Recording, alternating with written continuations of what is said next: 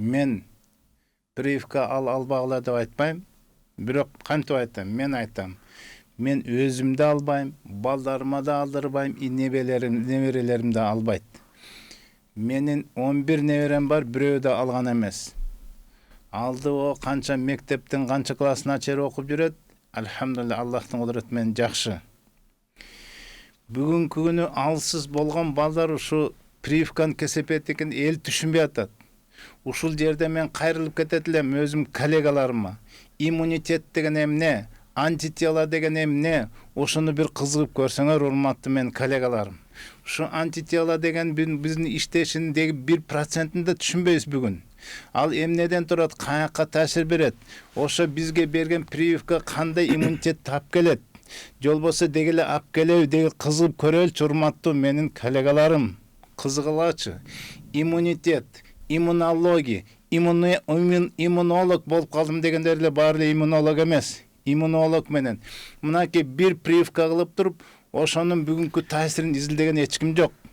Бүгүнкү келип аткан биздин прививкага келип аткан мисалы испытаниядан өтүш керек эле. Ошол эле жана спутник деп атабы, 1000 адамга салып, 1000 адамдын таасири жана салынбаган менен салыштырыш керек эле.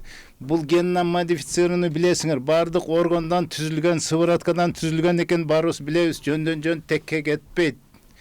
Жана бүгүнкү күнү мен силерге айтып кетерим. Эч кандай акысы жок. Мектепте иштейбиз, садикте иштейбиз, атаңардан калган эмес мектеп менен садик. Албай койгонго акыңар жок. Бүгүнкү күнү мыйзам бар. Мыйзам ченемдүүдө биз кааласак алабыз, кааласак албайбыз. Андыктан эми төрөлгөн ымыркайга мен сунуш кылат элем, керек болсо алдырбагыла. Аллах берген өзүбүздүн күрөшө турган касиетибиз бар. Мисалы дагы да айтып кетем ар дайым.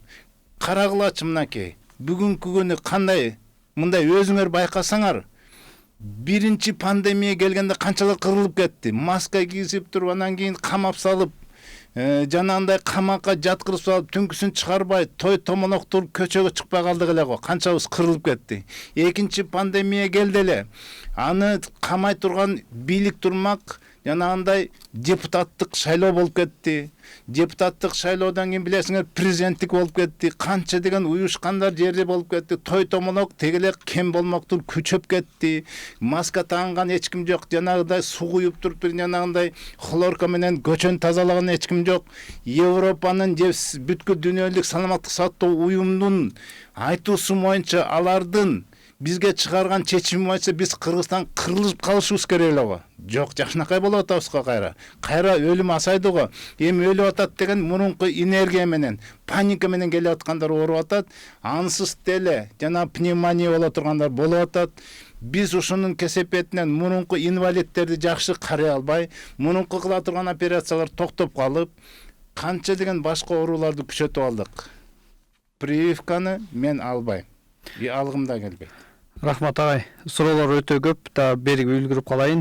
Мен дагы да айтып атам, эми мындай саламаттык сактоо министрлиги минтип баштайт. Мынакей прививка салып атабыз. Бара мынакей салган үчүн асайды, кийин биз токтоттук деп төшүн чапканын угасыңар кийин. Ансыз деле өзү токтоду оору. Көрдүңөр өзүңөр. Факт болуп атат.